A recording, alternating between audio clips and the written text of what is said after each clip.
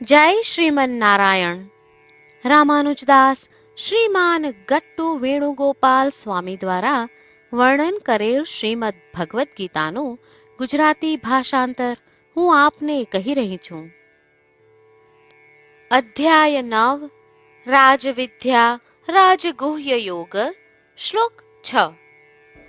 યથા આકાશસ્થિતો નિત્યં વાયુઃ સર્વત્ર ગો મહાન તથા સર્વાણિ ભૂતાની મત્સ્થાનીતિ ઉપધારય. ગીતાચાર્ય શ્રી કૃષ્ણ પરમાત્મા અર્જુન સાથે આપણને બધાને રાજવિદ્યા રાજગુહ્ય યોગ શીખવી રહ્યા છે. પરમાત્મા કહે છે, અર્જુન, વાયુ આકાશમાં સ્થિત રહે છે અને સર્વત્ર ભ્રમણ કરે છે. શું તું જુએ છે કે વાયુ કોઈ વસ્તુ પર આધારિત છે? ના, પરંતુ વાયુ કોઈક પર તો નિર્ભર હશે તેમ તને નથી લાગતું? હા, તે મારા પર નિર્ભર છે. કોઈ પણ અવરોધ વિના સર્વત્ર અને આકાશમાં ભ્રમણ કરતો વાયુ મારા પર નિર્ભર છે. અને શું હું દ્રશ્યમાન છું? ના, તેવી જ રીતે સર્વે જીવો મારા પર નિર્ભર છે, પરંતુ તેઓ મને જાણતા નથી. હું જ આ સૃષ્ટિમાં સર્વે જીવોનું પાલન પોષણ કરું છું. આ પ્રમાણે શ્રી કૃષ્ણ પરમાત્મા ઘોષણા કરી રહ્યા છે કે સમગ્ર વિશ્વનું સર્જન, ભરણ પોષણ અને નિયમન તેમની જ ઈચ્છાથી થાય છે, અને આ જગતના સર્વે જીવોની વૃત્તિઓ પણ તેમની ઈચ્છાથી નિયંત્રિત છે. ચાલો એ સ્મરણ કરીએ કે આપણી સર્વે પ્રવૃત્તિ શ્રી કૃષ્ણ પરમાત્માની જ ઈચ્છા છે. ચાલો આપણે એ સ્મરણ કરીએ કે આપણે બધા શ્રી કૃષ્ણ પરમાત્મા પર આધારિત છીએ.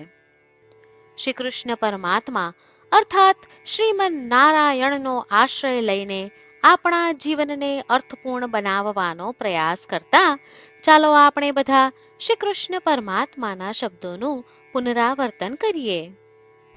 યથાકાશસ્થિતો નિત્યં વાયુઃ સર્વત્ર ગો મહાન તથા સર્વાણિ ભૂતાની મત્સ્થાનીતિ ઉપધારય.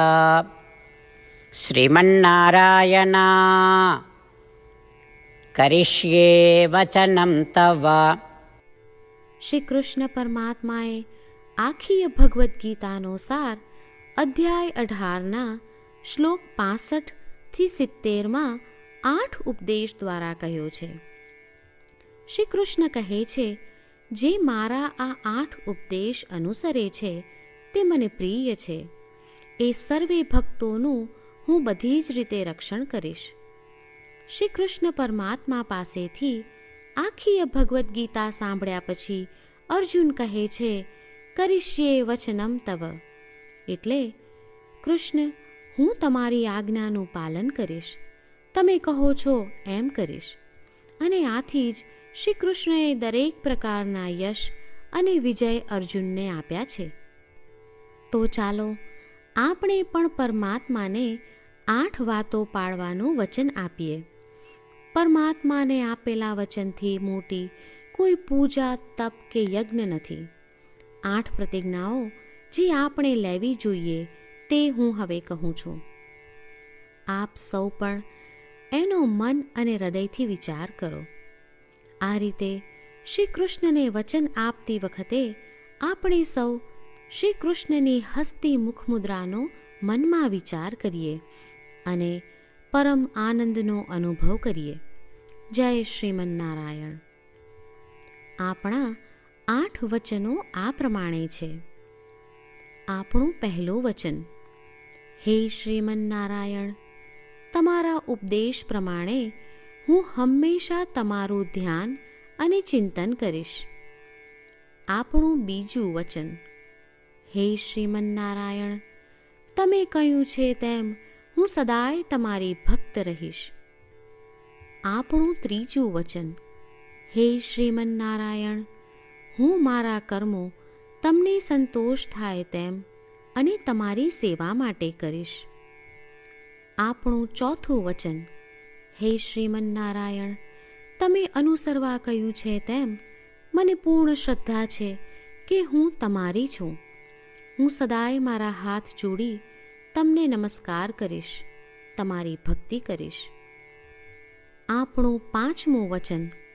હે શ્રીમન્નારાયણ, હું તમારા શબ્દો યાદ કરું છું. મામેકમ શરણમ વ્રજ. તમે તમારી શરણમાં આવવા કહ્યું છે. શ્રીમન્નારાયણ, હું માત્ર તમારા જ શરણમાં છું. આપણું છઠ્ઠું વચન. હે શ્રીમન્નારાયણ, આપે કહ્યું છે મા શુચ. તમે અમને આશ્વાસન આપી શોક ન કરવા માટે કહ્યું છે, તો હું દુઃખી નહીં થાઉં, શોક નહીં કરું. આપણું સાતમું વચન. હે શ્રીમન્નારાયણ, અમારા કલ્યાણ અર્થે આપે શ્રીમદ્ ભગવદ્ ગીતા રૂપી આશીર્વાદ આપી અમારા સૌ પર કૃપા કરી છે, તો હું દરરોજ ઓછામાં ઓછો એક શ્લોક વાંચીશ અથવા સાંભળીશ એવો સંકલ્પ લઉં છું. આપણું આઠમું વચન. હે શ્રીમન્નારાયણ, હું ગીતાના દૈવી શબ્દો એ ભક્તો સુધી પહોંચાડવાનો પ્રયત્ન કરીશ જેઓ ગીતાથી અજાણ છે. હે શ્રીમન્નારાયણ, તમે કહ્યું છે તેમ કરીશ, તમે કહ્યું છે એમ વર્તીશ અને તમારા માટે જ કર્મ કરીશ. શ્રીમન્નારાયણને આપેલું વચન કે દરરોજ તમે કહ્યું છે એમ કરીશું, એ જ એક મહાન પૂજા છે. તો ચાલો આપણે સૌ દ્રઢ શ્રદ્ધા સાથે પ્રભુ પાસે એક સંકલ્પ લઈએ. શ્રીમન્નારાયણ, કરીશ્યે વચનમ તવ. શ્રીમન્નારાયણ, હું તમારી આજ્ઞાનું પાલન કરીશ. સર્વમ શ્રી કૃષ્ણાર્પણમસ્તુ. જય શ્રીમન્નારાયણ. યથા આકાશસ્થિતો નિત્યં વાયુઃ સર્વત્ર ગો મહાન તથા સર્વાણિ ભૂતાની મત્સ્થાનીતિ ઉપધારય. યથાકાશસ્થિતો નિત્યં વાયુઃ સર્વત્ર ગો મહાન તથા સર્વાણિ ભૂતાની મત્સ્થાનીતિ ઉપધારય. શ્રીમન્નારાયણ, કરીષ્યે વચનમ તવ.